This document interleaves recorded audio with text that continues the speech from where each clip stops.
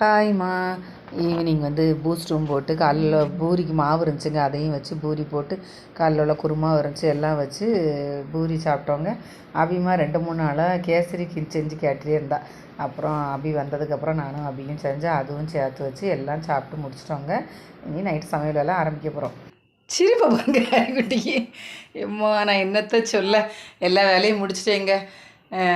பாத்திரம் தேய்ச்சி அடுப்பு தொடச்சி அந்த வேலையெல்லாம் முடிஞ்சுட்டு சாப்பிட்ற வேலை இருக்குது. சாப்பிட்டு மறுபடியும் பாத்திரம் வரும், அதையும் தேய்க்கணும். தான் நம்மளுக்கு பொழப்பு.